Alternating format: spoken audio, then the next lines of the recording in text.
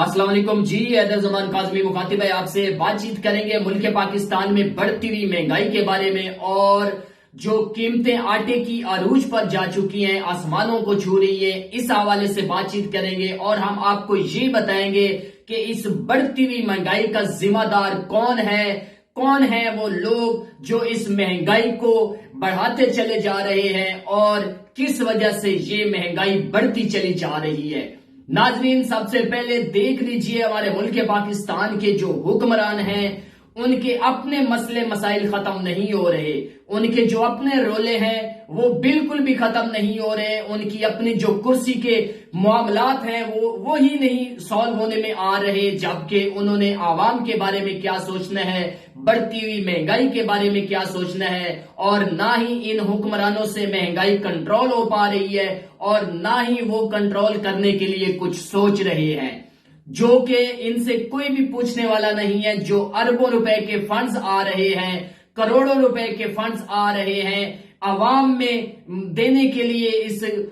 مہنگائی پر کنٹرول کرنے کے لیے، عوام کے لیے سہولیات پرووائڈ کرنے کے لیے، کوئی بھی پوچھنے والا نہیں ہے وہ کروڑوں روپے کے فنڈز کہاں جا رہے ہیں، کون کہاں لے کر جا رہا ہے۔ ناظرین، دوسری جانب دیکھ لیجئے ہمارے ملک پاکستان کی جو عوام ہے، زن و مرد یوٹیلٹی سٹور پر جا کر لینز بنا کر کھڑے ہوتے ہیں آٹے کے تھیلے کے لیے۔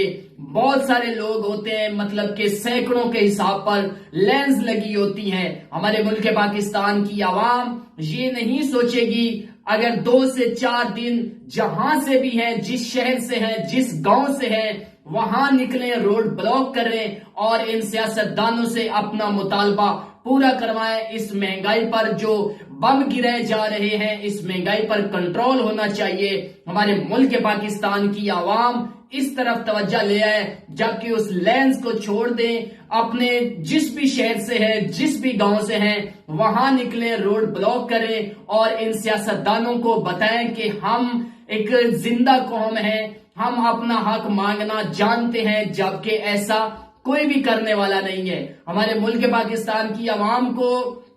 کسی بھی سیاسی جماعت کی کال آ جائے، ہمارا فلاں شہر میں جلسہ ہے، لیکن ہمارے ملک پاکستان کی عوام لاکھوں کی تعداد پر نکل پڑیں گے اس جلسے میں حصہ لینے کے لیے۔ کسی بھی سیاسی جماعت کی پاکستان کی عوام کو کال آ جائے فلاں شہر میں ہمارا دھرنا ہے، یہ پاکستان کی عوام اس سیاسی نمائندے کے لیے لاکھوں کی تعداد پر نکل پڑیں گے، اپنی خواتین کو لے کر نکل پڑیں گے، اپنی جوان بچیوں کو لے کر نکل پڑیں گے اس دھرنے میں حصہ لینے کے لیے۔ کسی بھی سیاسی جماعت کی کال آ جائے فلاں جگہ پر ہمارا احتجاج ہے، یہ پاکستان کی عوام اس سیاسی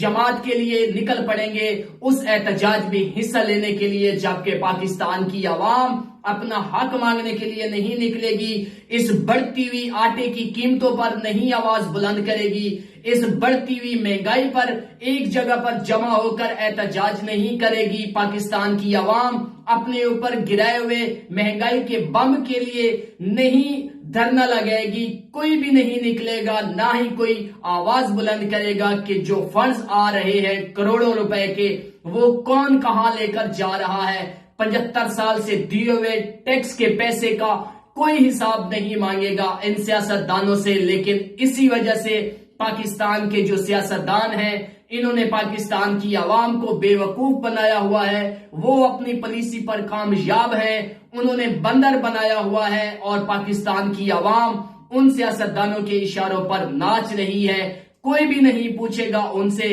کہ ہمارے لیے کون سی سہولیات پرووائڈ کی ہے، جبکہ پاکستان کی عوام ہی اس مہنگائی کی ذمہ دار ہے۔ میرے نزدیک پاکستان کی عوام ہی اس بڑھتی ہوئی مہنگائی کی ذمہ دار ہے، جبکہ ان کو اپنا حق مانگنا نہیں آتا ہے، یہ اپنے حق کے لیے نہیں نکلتے ہیں، ایک جگہ پر اپنا حق نہیں جمع ہو کر مانگ سکتے، تو اسی وجہ سے پاکستان کی عوام اس بڑھتی ہوئی مہنگائی کی ذمہ دار ہے۔ کوئی بھی سیاسی جماعت اس بڑھتی ہوئی مہنگائی کی ذمہ دار نہیں ہے۔ خیال رکھیے گا اپنا، ملتے ہیں نئی ویڈیو میں، اللہ حافظ۔